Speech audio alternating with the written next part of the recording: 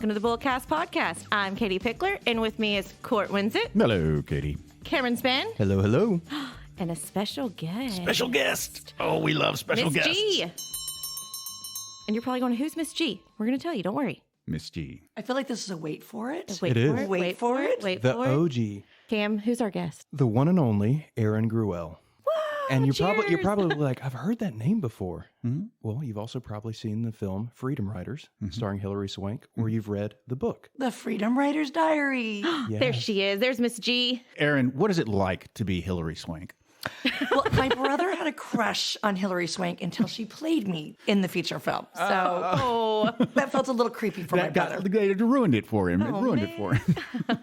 We have so many questions to get into. yeah. I want our listeners to get to know how amazing Miss G is. Oh, she's wonderful. She will make you cry. I mean, hopefully not on this episode. We're probably not going to bring too many We're tears. not going for We're tears going here, for are laughs. we? We are going for laughs. Enjoy. No but tears. we've had the pleasure of spending the past, day and a half or so with Erin, and I will tell you, I've seen her talk twice now yesterday, and I cried both times. I was like, I'm not going to cry the second time. I've got this. I'm like squeezing my hand, like, don't cry. And the tears just fell, and it's happy tears. She's just the most passionate person I've ever met. And so listeners, y'all are honored to get to hear this amazing woman. Yes, listeners, you're honored to listen to this. I think that's why it was important last night for us to just laugh unabashedly. I got to my hotel and my face hurt from laughing for hours. So I'm just really excited to have some joy and whimsy. Yes. Speaking of last night, we will not mention James Spader. Spader on the show today. Oh, this is a trigger. Triggers and traumas. James Spader is off limits. You've done it twice Lane. now. You've done it twice now. Should we kick off the show with our list? For those people who are still going,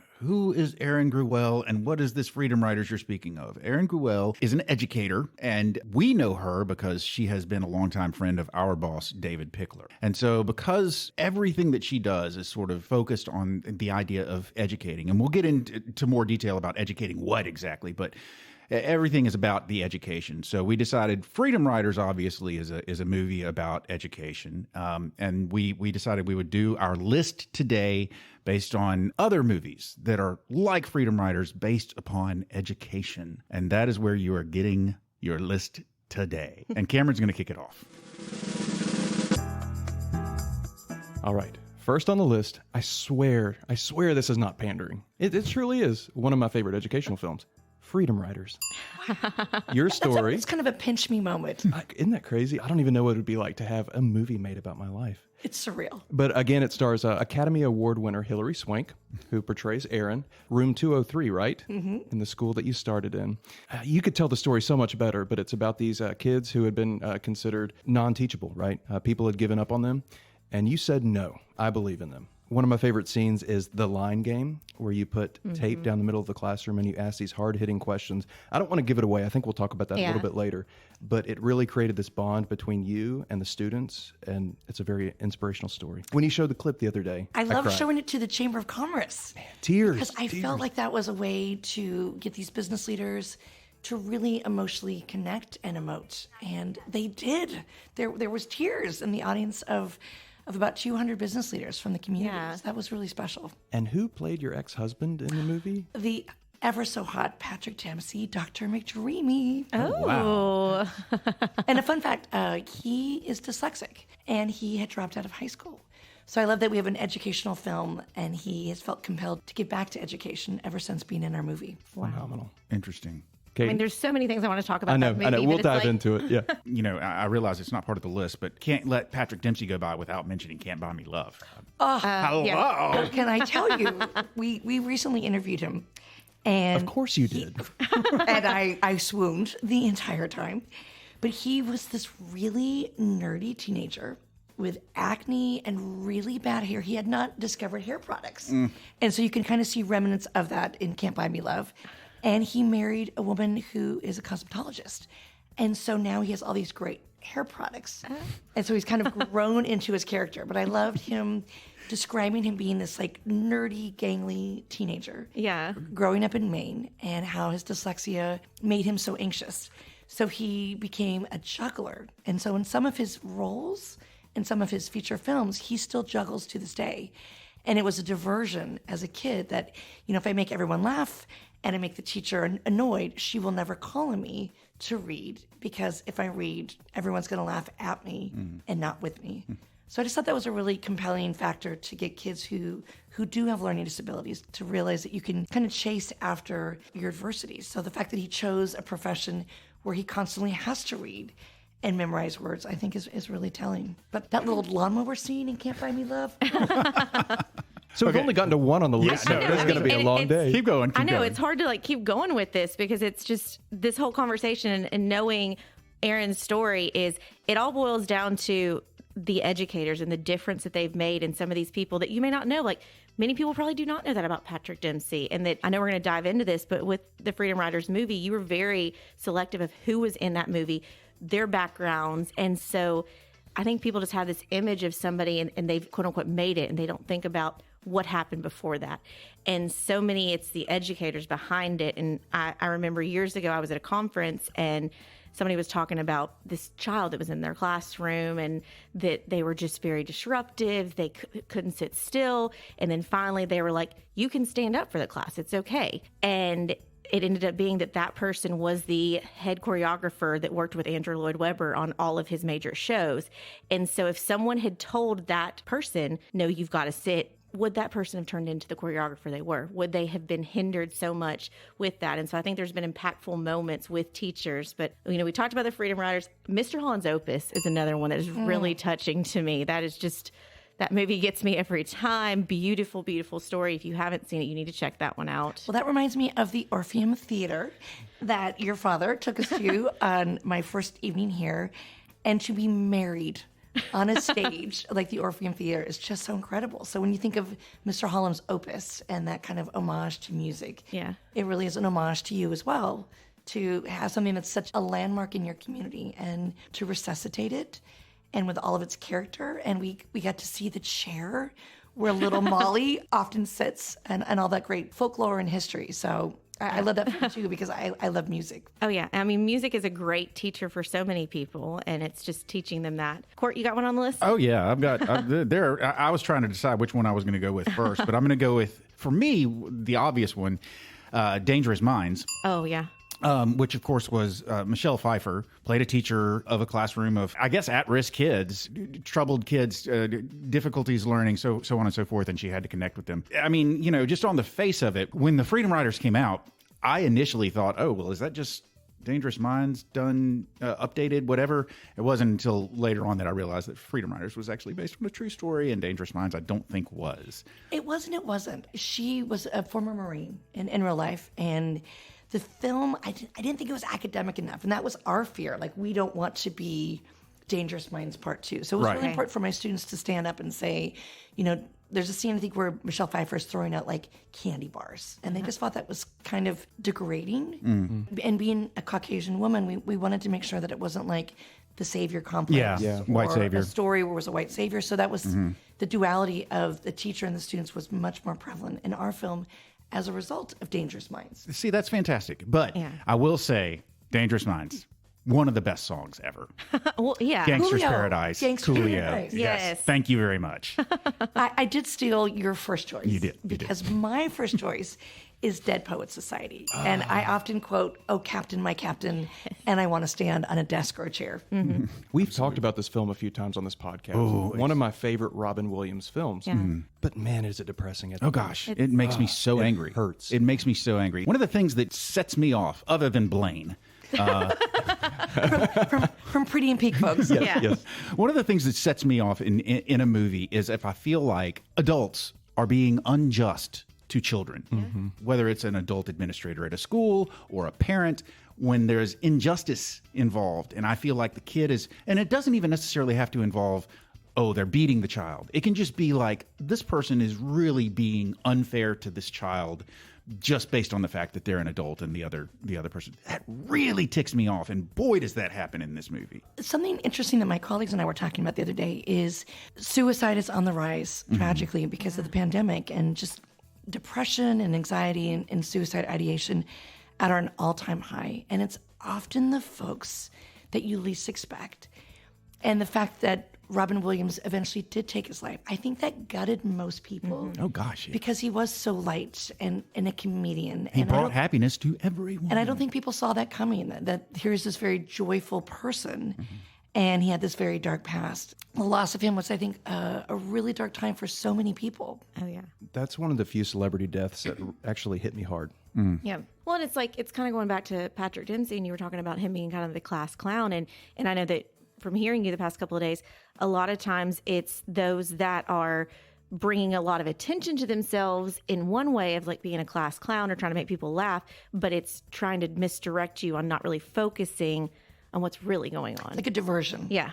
I think we're going to do one more round, right? Okay. Yeah, we'll do one more round. Yeah, Okay, absolutely. my pick is The Blind Side, which took place in Memphis, 15, 20 years ago. Michael Orr, who went to Briarcrest right down the street. I know some friends who went to school with him. He was this troubled child, and he was in and out of homes and schools. And Leanne Toohey, who is a local here, took him under her wing, took him in, got him. Took him under her roof. Yes, I mean, Yeah. straight up. The whole family did. They embraced him and got him in the football program at Briarcrest, and he excelled, and he ended up in the NFL, and it's a very heartwarming story. I do hate that the movie was filmed in Atlanta, but those dadgum tax incentives. Mona Lisa Smiles. Not a lot of people, I don't think, have seen this. It's Julia Roberts, Kirsten Dunst, lots of other really Maggie Gyllenhaal. Maggie Gyllenhaal, yeah. Like it's a great cast, but what this one was set, it was back in the 50s or so when pretty much women they went to college. They went to school to get their MRS. They went to become a wife, but it was more of they would read literature and stuff like that. And they didn't really learn a skill. And Julia Roberts' character came in, and she was a little bit more like she wore pants, and she was a little risque with kind of her friends that she was around with. But she challenged these girls to be more, to be lawyers, to be doctors, and the institution was not happy with her, talking about maybe losing her job, all of that.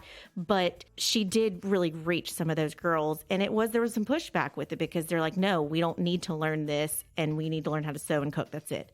But that was very impactful because that was someone coming in during a time when they really needed a voice. And so I think Julia Roberts really reached out to Kirsten Dunst's character in that movie, and then she went off to be in a professional position instead of just a wife, which there's nothing wrong with being just a wife. Throwing that out. Okay, so my next one is To Sir with Love. This is a classic movie. Sidney Poitier. I'm sorry, I can't. I have trouble with his last name, but You just have to Sidney say it fancy. Poitier. Poitier. Poitier. He actually, I think, won an Oscar for this. I think his Oscar was for this, because Sidney, first black man ever to win an Oscar. I think it was for this movie. So he plays. It's an interesting sort of flip flop. We talked about white savior and not wanting to sort of push that idea.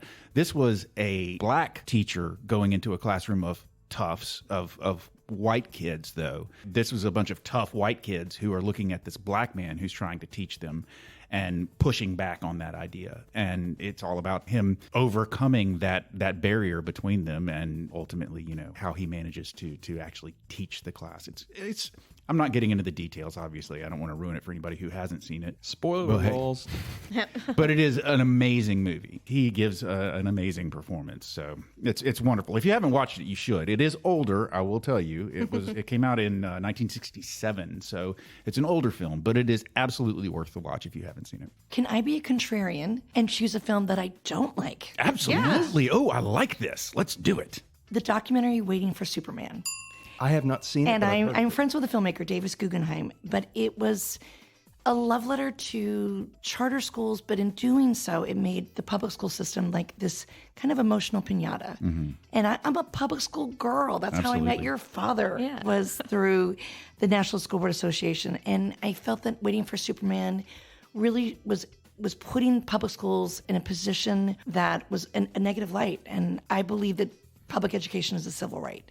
So I took great offense to that film, and a lot of public school teachers as well were really offended that suddenly the silver bullet was going to be a charter school, or the silver bullet was going to be something other than our public schools. And so that film was hard for me. I've watched it, and I've debated it, but I really always feel that this, being an ally and an advocate for public schools is really important. I must ask, does your friend who directed it know your stance on the movie? I was very honest. Good. And I was very honest because he did not have an educational background. And I thought it was really important for him to know that, I respect you as a filmmaker, and he's gone on to make incredible documentaries. He did the films with Al Gore, Convenient Truth. So I thought he was a brilliant filmmaker, but he had gone to Sidwell in Washington, D.C., where Chelsea Clinton and a lot of famous kids go. And I think that having gone to non-public schools himself, that he did have a bias. And I have a bias. I believe that when public schools work, like the public school that we were at last night, I think it's really important to celebrate that. I mean, I'm an interesting dichotomy here. I'm a private school kid. I went to private school here in Memphis for a long time. The mantra of Memphians was if you live inside the city limits of Memphis, you send your kids, if you can, you send them to private school. Lots of things that have been tried to fix that situation. There's still people that are down on our public schools here in this city, but you cannot work for David Pickler and not support a thriving public school system and not be against things like vouchers and charter schools and stuff like that, because David is obviously a huge champion of public schools, and you sort of catch that fever. My kids went to public schools. They went to public schools right here and all graduated from public schools and did phenomenally well in going on for their further education. I had nothing but great things to say about the public education they got. So I'm in the same boat. My parents sent me to private school. I was middle of nowhere, Mississippi.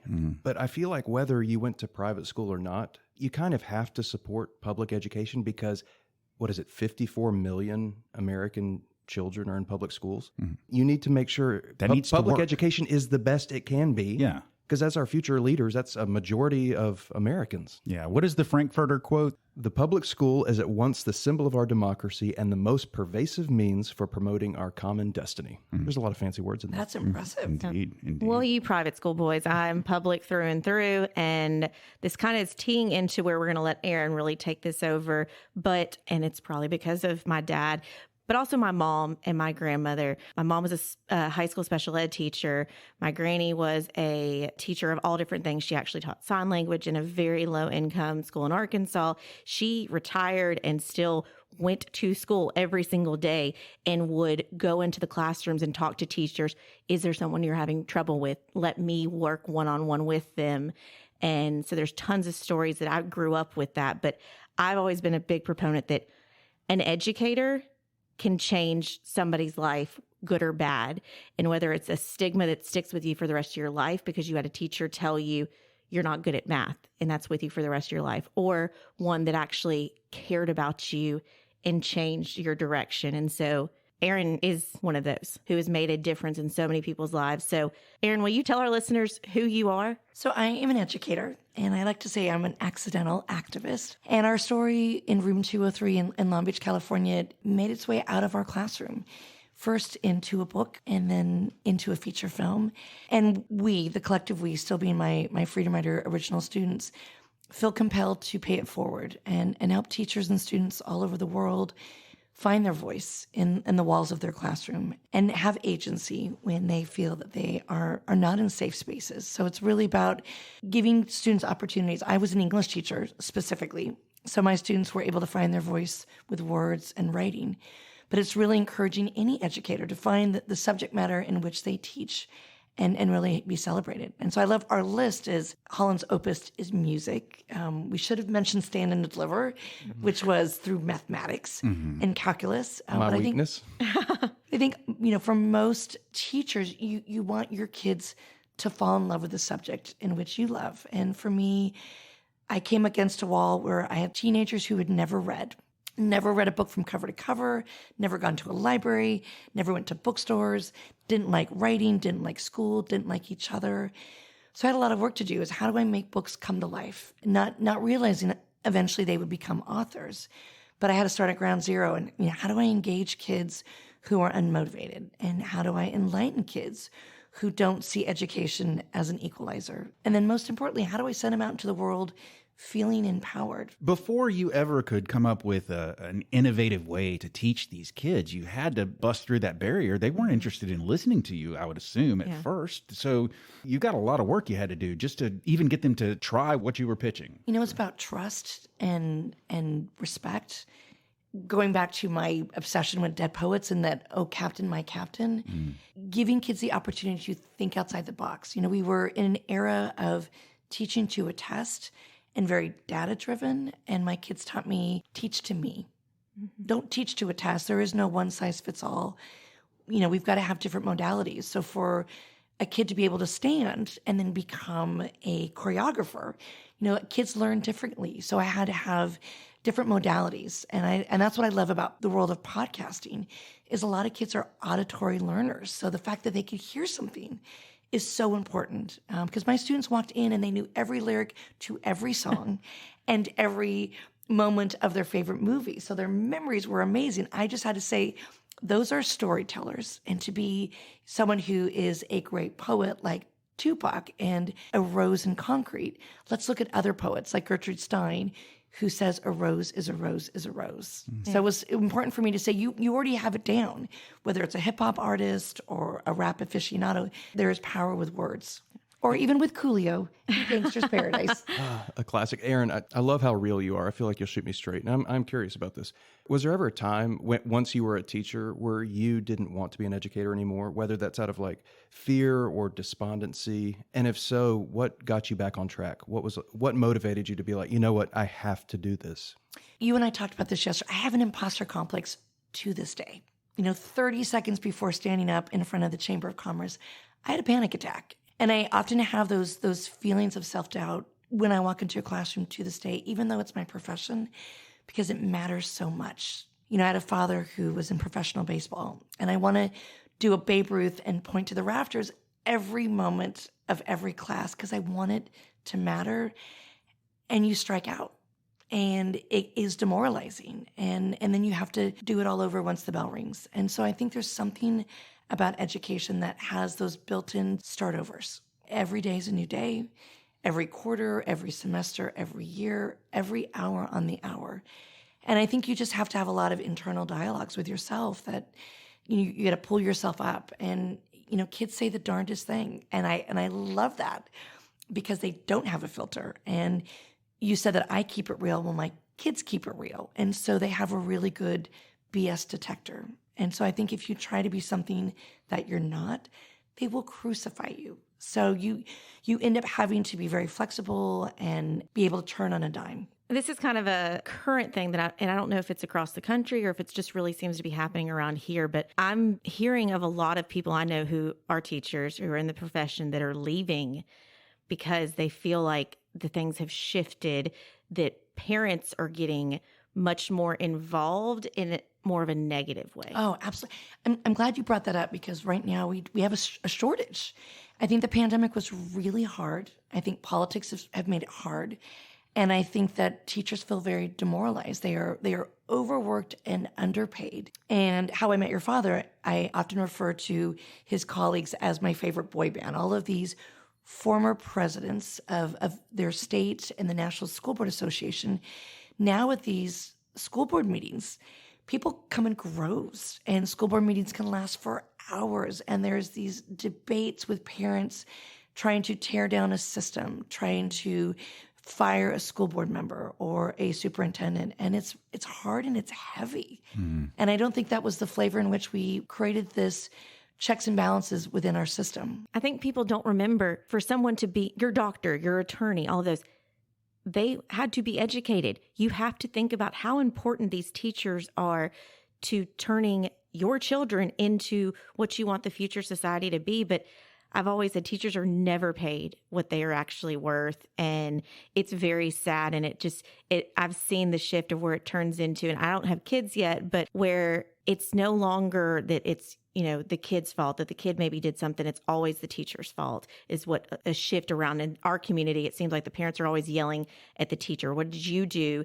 And I don't know if it is the disconnect with the pandemic and how you had so many of those kids that were at home and being educated by a Zoom call or laptop. And what do you think the impact we're going to see from the pandemic of all those kids that were home? It is the last 3 years.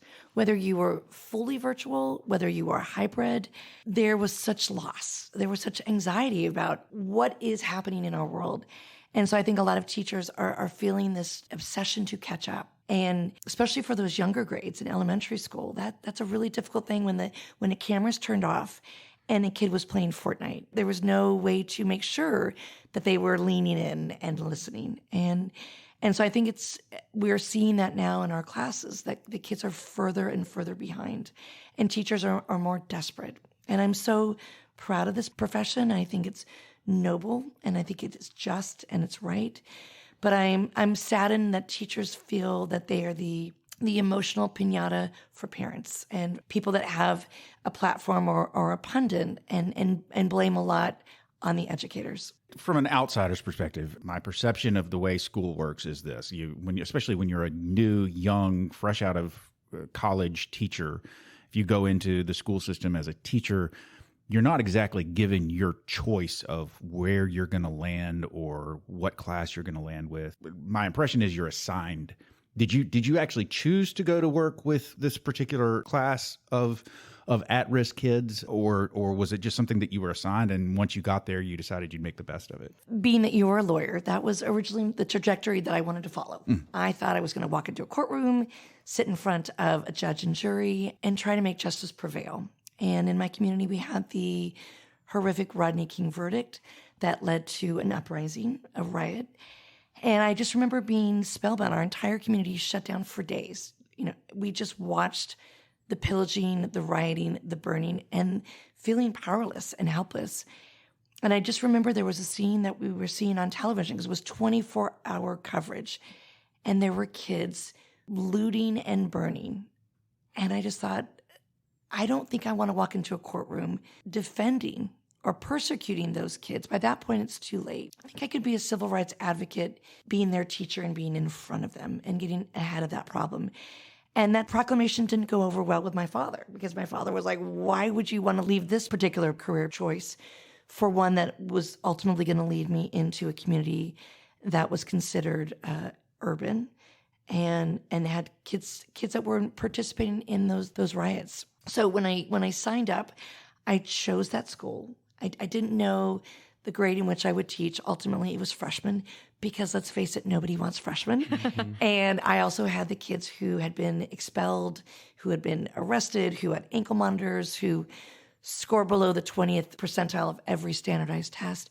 So we give them colloquial names like remedial. And kids walk in and they think, I'm in the dumb class, because they can look around and see the other kids that are in that class. So sadly, my kids knew day one, she might be a babysitter. And this is the class where no one's supposed to make it. I don't know how you're brave enough to teach high schoolers, because when I walk by a group of high schoolers, I feel so judged and nerdy and insecure. And you should be all of those things. Well, great. Because they do judge you. And that's the beauty and the fear of being in high school, because they will say anything and they will do anything. And so you have to have this poker face. And when I realized that I could be real and I could let them know I was insecure, if I had a poignant moment and I could cry, it was kind of this liberating moment, not to have the wall and have the guard and to fake the front. All right, let's jump to the film. I don't want to linger on it too long, but I know our listeners are fascinated, just as I am.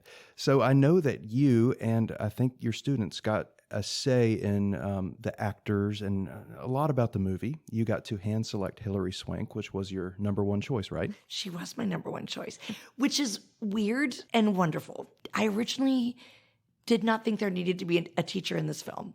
And so when I met with the screenwriter who ultimately would become the director as well, he had just come off the success of Erin Brockovich. So I was kind of known behind the scenes as Erin number 2. And in that film, Julia Roberts plays Erin Brockovich, the real woman. And he asked me, what are your 2 favorite films? And we played that last night at dinner. And so for me, at that time, I said Schindler's List and Shawshank Redemption. And we talked about these moments in films that really speak to us. And for me, it was 2 quintessential scenes. The little girl in the red dress in Schindler's List in the middle of the Warsaw Ghetto. And the scene where the gentleman in Shawshank wants to rob so that he can go back to prison. That's where he felt safe. And I said, I love films where there's a quintessential scene, and when the movie's over, you have to get a cup of coffee and you have to keep talking about it. I want there to be a scene where people want to keep talking. So in saying that out loud to you, Cameron, the fact that the Lion Game was a scene for you is surreal, because I just hope that we could have a moment where someone could be voyeuristic, and when the film was over, whether it was the Lion Game or Toast for Change, that people would want to continue that conversation. And so we were in this moment, and he said, well, who do you want to play you? And it kind of knocked me out of that moment with Schindler's List and Shawshank Redemption of, why does there need to even be a teacher? The story is really about my students. And he said, well, there has to be a teacher. There has to be a teacher that brings it together. And I blurted out Hillary Swank. I hadn't even thought about it prior to him asking, because I was just convinced that this breakfast meeting was not going to lead to anywhere. And I had seen Boys Don't Cry. And I love that Hillary Swank had taken a risk and had played someone who was transgender, Brandon Tina, and sadly ultimately lost her life for playing that role. And I just thought it was so bold and so daring. And it was at a time that we weren't having those kinds of conversations, and those kinds of movies and those kind of roles were relegated to independent films, the Spirit Awards. And I just love the fact that she would take a risk, make this movie on scale, win an Academy Award, and not even have enough money to have health insurance. I just thought, I love her spirit and her grit. And the studio saw otherwise. At a time, this was not easy to make a film with a female protagonist. You have to be a very certain kind of movie star, like a Hollywood starlet, to have that green light. So I ended up meeting or having a lot of other actresses attached to this role. And it was, for a moment, Reese Witherspoon. And for a moment, it was Cameron Diaz. And for a moment, it was Kate Hudson. There's a theme here. There's a theme. They were all blonde. They were all emaciated, and they were not me. And I kept hunkering back to Hillary, because I thought, she's got the grit that I think we need for this film. She has the gumption of someone who was homeless and lived in a car. And I think that backstory, that origin story, will ring true with my students, and that sentimentality that we want to bring into this film. I thought she did a great job at embodying you. And so I'm curious, in pre-production, did y'all have little one-on-one sessions where she studied your mannerisms and how you talk and how you teach? It's weird, because I always put my hair behind my ears. So there's little nuances that she does. She used the same pin I use. She wore the pearls that I wore. They raided my closet to get the outfits the same. There was just a lot of quirks that I have that she was able to create. And so my students, they thought it was really wonderful and weird as well that she was able to encapsulate a lot of my idiosyncrasies. Amazing.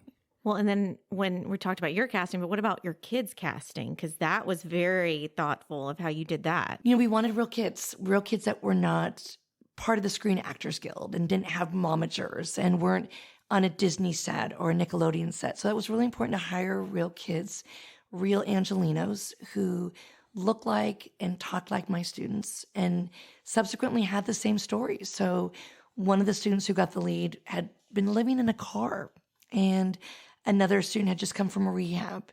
Another kid was homeless. So there was a lot of similarities. Sadly saying that, we ended up losing 2 young men who were in the film to murder. We were casting kids from a backdrop of Los Angeles that had a very high murder rate.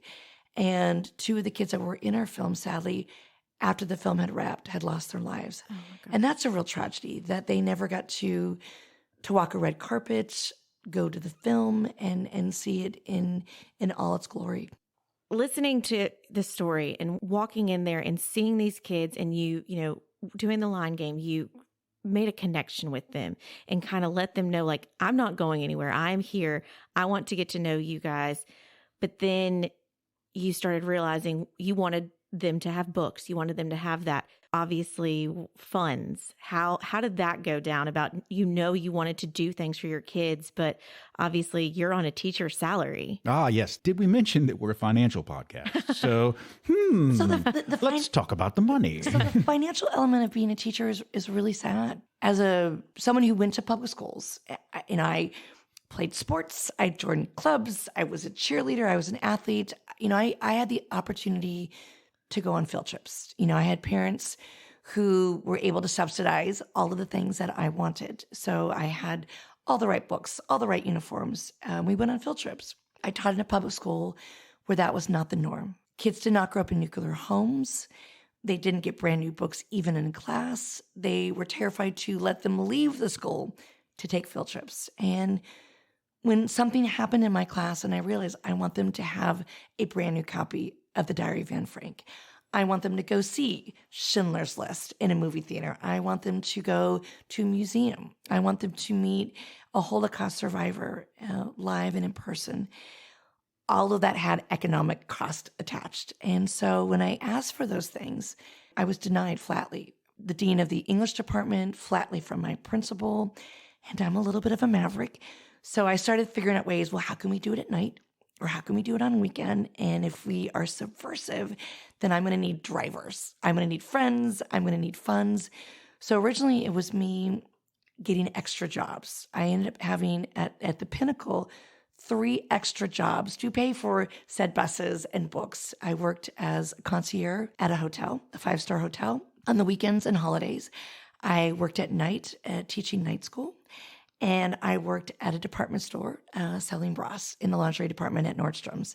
And all of those extra funds were to buy brand new books, to take my students on a bus and go to a museum. And I finally realized I just need to ask for help. I need to be humble enough to stand in front of a school board. And I have to be humble enough to stand in front of my superintendent and ask for help. And when I ask for help, there's that fear of rejection, which is very common and very real.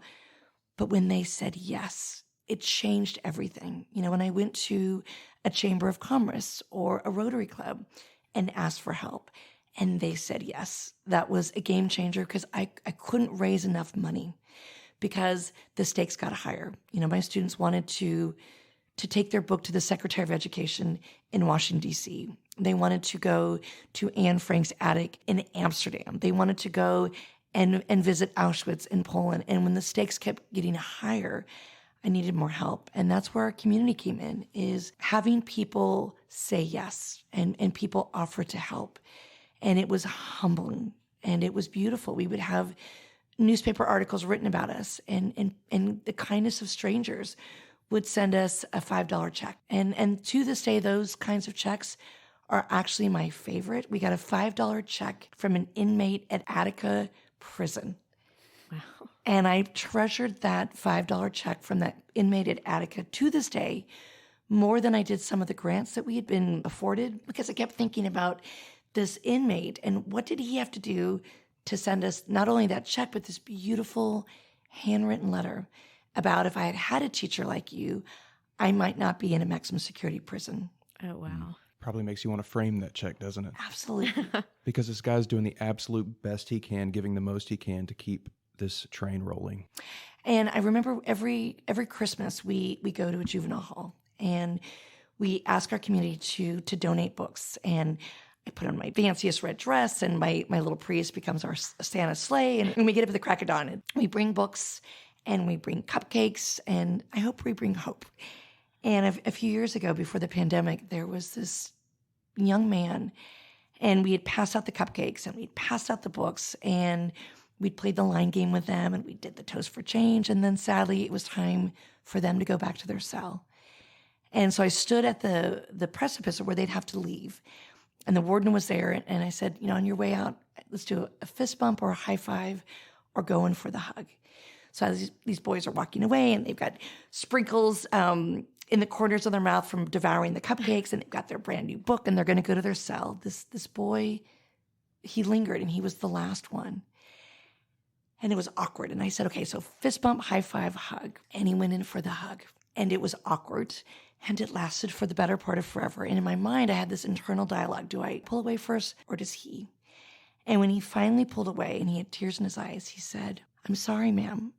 I'm sorry I didn't eat the cupcake, but it was too damn perfect to touch." And he said, "I've never had a present in my entire life, but this book is the first present I've ever been given." And I said, "Write to me." There was this moment where I just felt very desperate, that I didn't want him to go to that cell on Christmas and be isolated.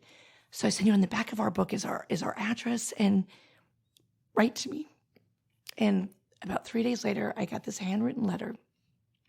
And they don't let kids in their cells have any kind of writing utensil because that could be used to self-harm and to puncture veins. So he must have asked for permission.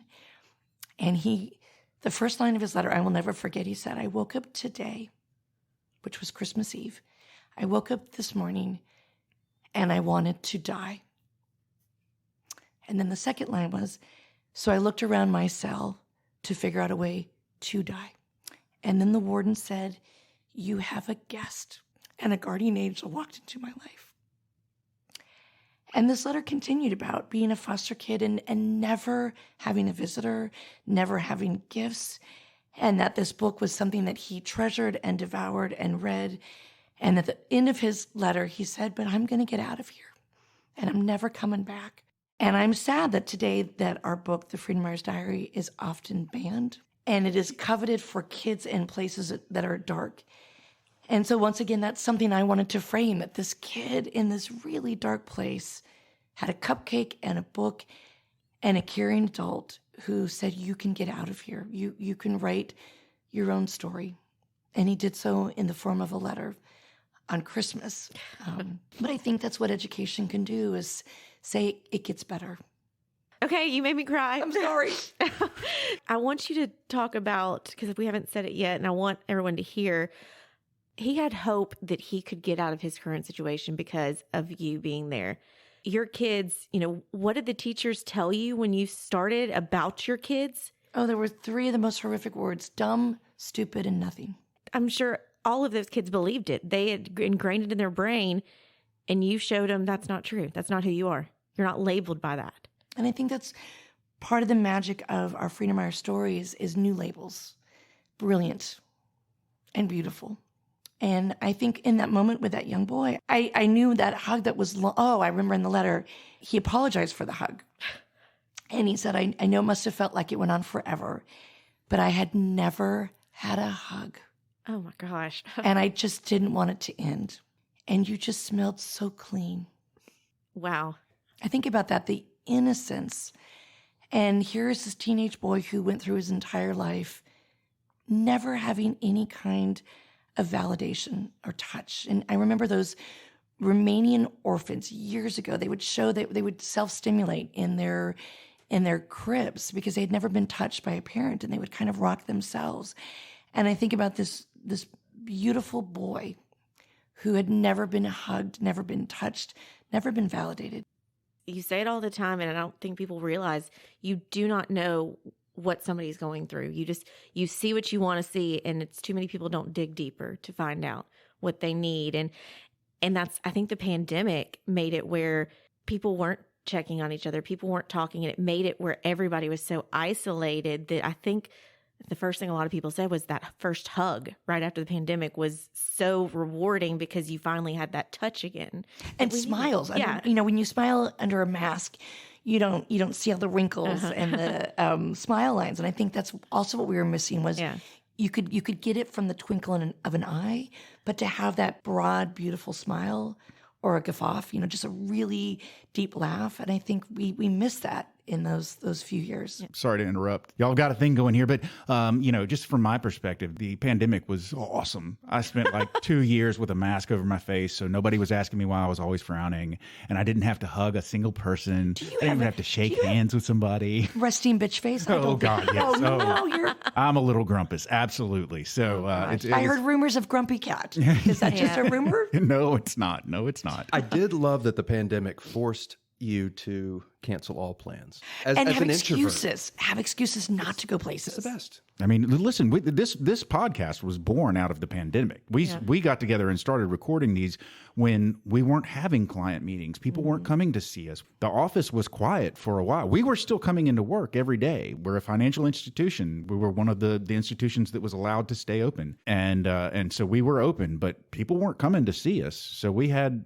some time, and that's when we started recording this. And Anyway. the reason for it is we wanted to be educators. I wanted to help bring awareness to financial topics and things like that. And so that's why we created this. But we've talked about the movie. There was a book before the movie. Can you tell me about, and now there's 2 books. Can you tell me about the books? So the Freedom Writers Diary was this homage to my classroom. And my students wrote in their diaries anonymously. And then we selected their stories to collectively bind from their freshman year first through their senior year. This question has been killing me, and I've got to ask. Okay, so your freshman class of your kids, of the Freedom Writers that started that freshman year, that wasn't your only class. I've had them forever. Okay. So the Freedom Writers, I was able to kind of through guerrilla tactics keep them their freshman year, their sophomore year, their junior year, their senior year. Wow. They graduated. I created a community college cohort. I then created a university cohort. And then just recently, we have a master's program cohort. So I have been their educator at many levels. Fantastic. And the master's cohort started during the pandemic. You know, a lot of my students have gone on to get even higher degrees. Some are working on EDDs and PhDs and MDs. But having them as my students at all of these different levels has been amazing. So they truly are your babies. They're my babies. I see them every day. From freshman year, you saw them through high school and beyond. I've been able to officiate a couple weddings for their kids, which is pretty exciting, which has aged me. And have, you know, I'm like their auntie or their, you know, for a lot of them, they call me Mama G. A lot of my kids were either foster kids or abandoned. So I went from Miss G to Mama G. The OG from the LBC? The OG from the LBC. Okay, I'm sorry. I sort of threw a wrench in there. You were actually explaining the 2 different books. Yeah, the books. And that goes into the book. So our book has evolved as we have. We had the original diary came out in 1999. And then we released 10 new stories on the 10th anniversary. And it was wildly successful a second time around because people were like, you know, where are they now? And then right before the pandemic, we did 20 new stories for the 20th anniversary. And the new version that has all of the stories is actually my favorite because the stories in the 20th have hindsight and there's retrospective. And it is of the now, but of the now that's even grittier. Like, what does sobriety look like now? And what is facing your pain, making it your purpose now? So I love the stories in the new book because it really has some breadth and some depth to it. I have 2 final questions, but they're kind of rapid fire questions. Is there an educator in your life that made an impact on you? Is there a teacher that stands out like, wow, that person kind of changed me? Wendy Frankel was my 3rd grade teacher. I loved her. And Wendy Frankel donates to my foundation, which is so surreal. You know, I was the girl that had all those multiple jobs, and we started a little nonprofit in earnest to try to help with buses and books. And it was very myopic. It was just for my kids, my 150 students. And then we open it up to helping teachers. And we now have a scholarship program that we are trying to raise money in earnest for our little gathering in the end of June. And Wendy Frankel, my 3rd grade teacher, still donates. And it's like that $5 check from Attica. She has since gone on to retire. And she will send me $100 check every year, and it makes me weep. It is the most amazing thing because I know for a teacher to donate, it's not easy. You know, so a donation traditionally from a teacher might be $20. Or even last night at Collierville High School, I made some teachers stand up and buy a $20 book for students in the audience. And I felt a little guilty about that. And they raised their hands immediately. They were so excited to pay it forward. And oh, this makes me want to cry. One of the educators came up to me, and she was the first one to raise her hand. And when she came up to me, she was so humble. She had the $20 that she had, she bought a kid a book, but she didn't buy a book for herself because she thought of the kid first. And she had in her hand the older version of our teacher's guide, and it was worn and it was weathered. And so I just had to buy her a book. I said, I can't believe that you bought a kid a book that you don't even know in the audience. So I want to buy you a book. So traditionally when teachers donate, maybe $20. So the fact that my third grade teacher sends me $100 every single year so that I can take that $100 and pay it forward to someone who's the first generation, first in their family to graduate, first in their family to go to college, means the world to me. And that's a perfect segue to my second question. Speaking of selling books. So I've seen over the week a few times after you present, there's a line of people buying your book and you're talking with them, you're signing it, but I also see a lot of tears in the line. Do you enjoy that part of your tour or your presentations when you can have these intimate conversations with it? Oh, it's amazing. Yesterday, I want to do a shout out to Alex. Alex, I met him, his sister, and his mother last night at Collierville High School, and they were so nervous. And we always have a couple books that I carry around with me, and so they get a little mangled. And so he and his family had bought a communal book for the three of them. And I looked at my colleague Rob and I said, "Get the book that I had been carrying around that was mangled," because I was hoping that I would have a chance to see Alex again. And Alex and his family sat right in the front in the auditorium. He cried the entire time. And I was weepy. Katie, you were talking about being weepy. I want to give credit to Alex because he was feeling it. He was in his feels. And then when he came up to us last night, to be able to give him that book, our second book, Dear Freedom Writer, and this kid just lost it. And I ended up doing the ugly Kim Kardashian cry. I think I was snorting. It was, and it was like we were the only two people in the world. And it didn't matter that there was people in line. It didn't matter that a superintendent was there. It was so organic and beautiful. And I just wanted everything to stop. And so I think that expression of people being willing to stand in a line and being willing to have that moment. And I'm always nervous because I stand on stage and I'm so nervous that I'm sweating, and then I'm giving them a hug and they're probably thinking, "Oh, she's hugging me and we're still in a pandemic and she's sweating." But it's a way for me to have that connection. And I love last night that there was so many hands that went up to simply pay it forward to kids. And what I wanted to do last night was what happened is if you pay it forward and you buy a book for a kid, then go meet that kid. And I put the superintendent on blast, and there was just an adorable kid. And I asked him to stand. He kept kind of turning. He was sitting in front of you, Yeah. Katie, and he was kind of turning around and like, is she talking to me? And I was talking to him. And I wanted him to meet the superintendent. I wanted the superintendent to have that moment with this kid and to see the superintendent pull out a crisp $20 bill from his pocket and hand it to me so I could hand a book to that student was beautiful. But it wasn't about the book. It was the exchange that then happened with the superintendent and this teenager. It was exquisite. So that's why I love doing the book exchange at the end. It's just a way to bring people together. Yeah, I got to witness the exchange you had with Alex and the tears. And I looked down the line and every woman in that line was crying because it is this shared experience, seeing a child impacted and they're vulnerable, and so many tears last night. So many Yeah. tears. I'm crying over here about that, but I have been impressed, and I'm guilty of this. I think because we are all so technology driven, we're on our phones. We're constantly thinking when we're at something like a speaker, then it's like, what emails am I missing? What text am I missing? Like, what is happening? But what I noticed at the two events yesterday, everybody was engaged. Everyone was in the moment. You brought all of them into your classroom. You told the story, and we all were thinking of different things, thinking of who do we know? Who do we need to go check on? Who do we need to see how we can help? How can we get involved? Because we're not in the moment anymore. Yeah. And you talked about kids when they go out, and they may all go out together, but they're all on their phones. And I think the misconception is that kids aren't going through anything tough. It's the adults. That's not true. Even, Carterville is a very blessed community. There's a lot of support with it, but there's still, I'm sure, kids in every single one of those classrooms that is going through something.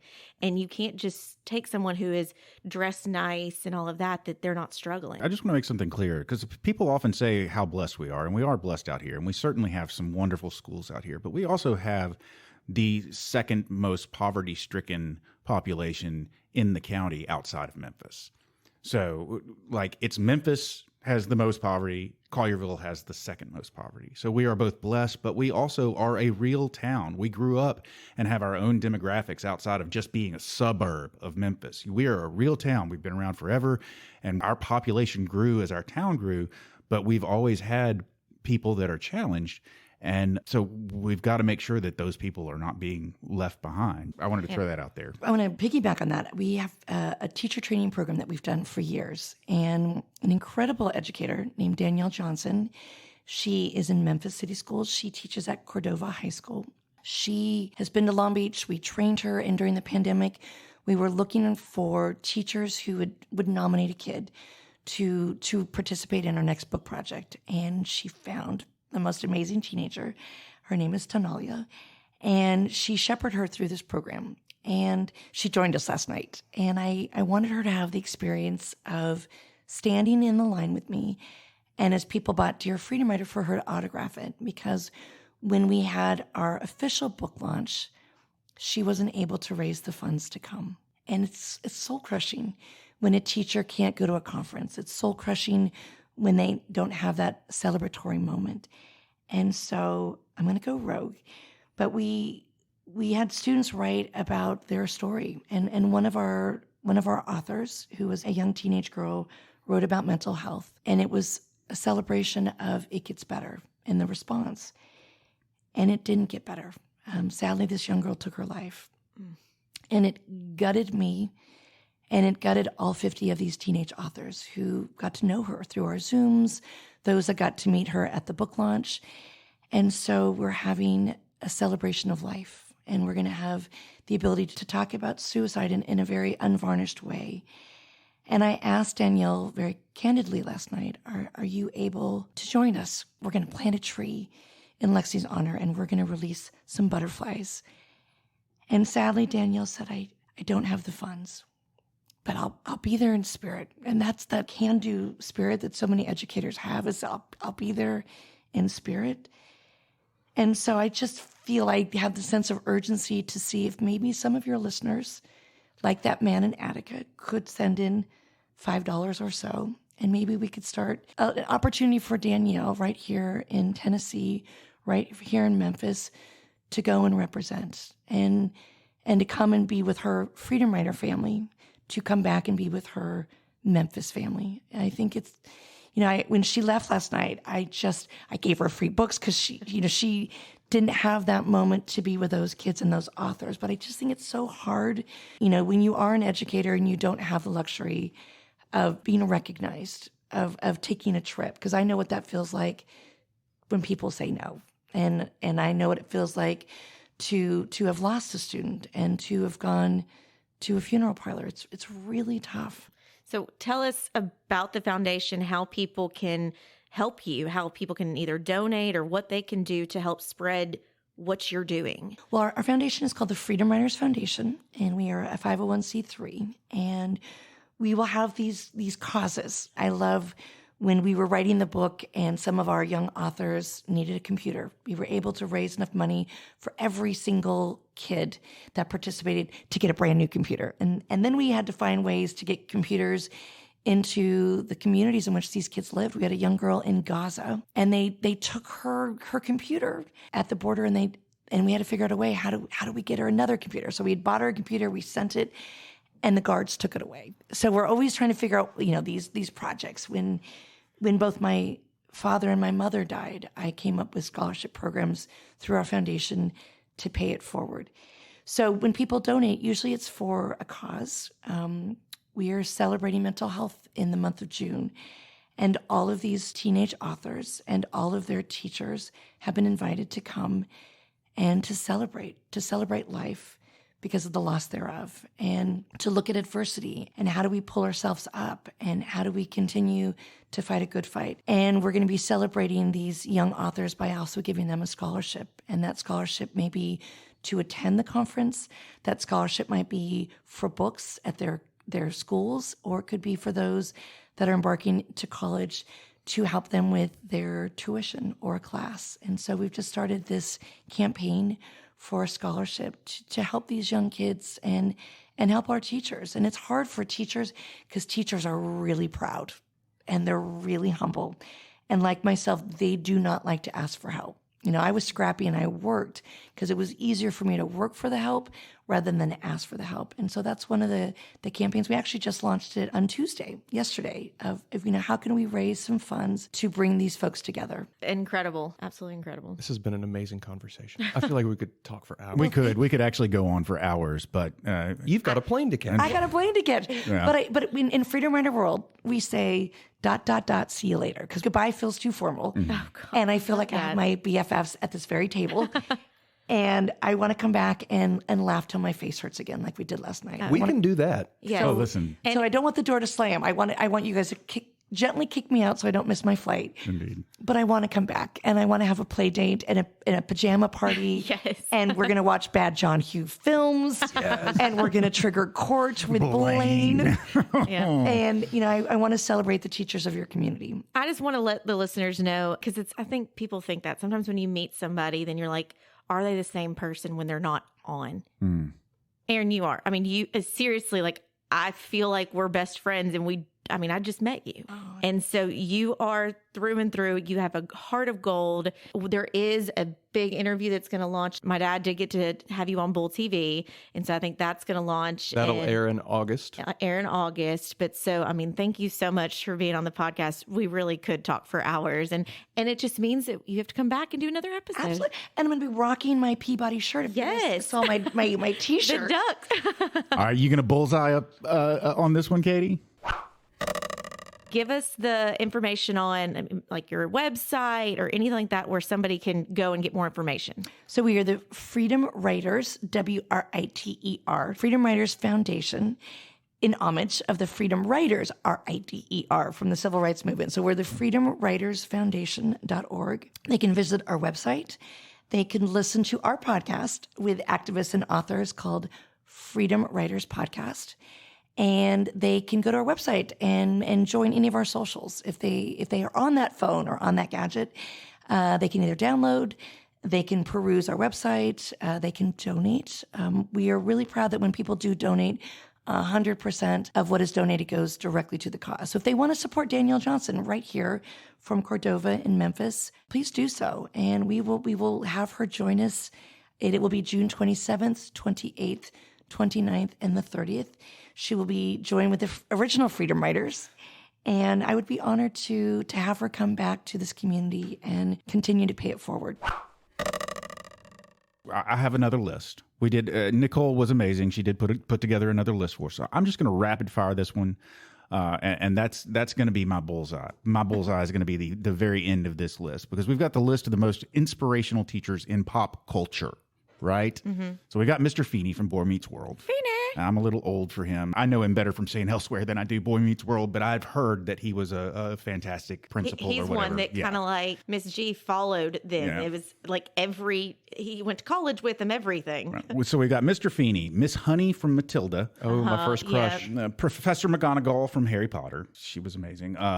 Mr. Escalante from Stand and Deliver. And he was real. He's a real person, a real teacher. Person. John Keating from Dead Poet Society. There he is. Thank you very much. Miss Frizzle from the Magic School Bus. You asked that with a question? You don't know who Miss Frizzle is? I've never even seen the Magic School Bus. She teaches. How old are you? I'm so old.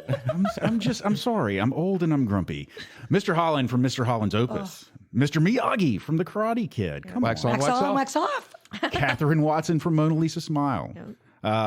Charles Xavier, or Xavier, depending on how you want to pronounce it, from at the X-Men, or X-Men. Coach Herman Boone from Remember the Titans, another real, true character.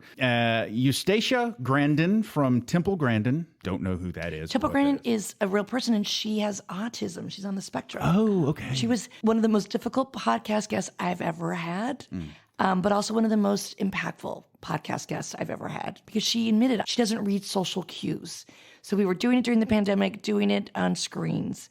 If you are on the spectrum, that's one of the things you struggle with is social cues. And what was the actress that portrayed her? Claire Danes. There it is. Oh. Yes. Okay. All right. Amazing. Here's one with a bullet. This is my bullseye. Erin Gruwell. I made the list. You made the list. Freedom You Rider. secretly did not share that list with me. You were being That's very pop sneaky. culture. This is the inspirational teachers in pop culture, but I want to tell you both, and you obviously as well. This is not just a pop culture person. We're sitting here with an inspiration, and she is amazing. She is amazing. So if you ever get a chance to see her, meet her, talk to her, see her speak, whatever, you should definitely take that opportunity because she is it's been an amazing experience for me the last few days. Just bring your Kleenexes, though. Absolutely, absolutely. So there is my bullseye. Well, I want to join the family. Yes. We always say in Freedom Rider World, family is what we make. So I want to be a part of the Bull family. You are a part of it. You're our bestie. Oh, I really do feel like we're BFFs. We're having way too much fun. Yes.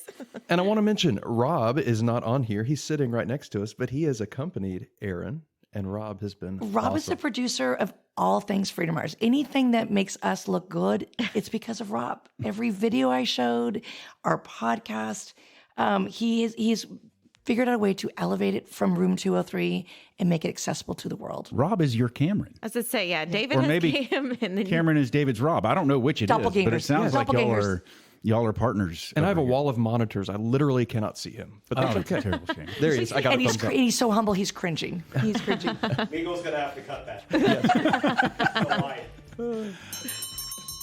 Oh, ladies and gentlemen, there's the closing bell. You've made it to the end of yet another episode of the BullCast podcast. If you liked what you heard and you'd like to hear more, please feel free to go to your favorite subscription service and sign up to have our podcast beamed directly to your listening device every single Thursday at noon. If you'd like to find out more about Cameron, Katie, or Court, please feel free to go to our website. Drop a comment if you want to. That website is bullcastpodcast.com. If you like pictures, boy, do we have pictures. Oh, we've got all the pictures on Instagram. That Instagram handle is at Bullcast Podcast, and we have words on Twitter. That handle is at BullCast Podcast as well. Boy, do we have a Facebook page? Yes, that's right. We do have a Facebook page. That Facebook page is BullCast, the podcast. And ladies and gentlemen, I don't know if we've mentioned it yet today, but we are a financial podcast. And the reason we are a financial podcast is because we work with a firm that is a financial advisory firm. And the name of that firm is Pickler Wealth Advisors. And if you'd like to find out more about our firm, more about us, because we've got bios on that website too, more about our amazing team, and of course, our amazing boss, David Pickler, please feel free to go to that website. That website is picklerwealthadvisors.com. That's advisors with an O. not an E. Ladies and gentlemen, we have given you so much to chew on, so much to think about, so much to listen to. For now, I feel like I'm done. So for now, I'm Court. I'm Katie. I'm Cam. And I'm Erin Gruwell. Thank you so much, Erin. We are out.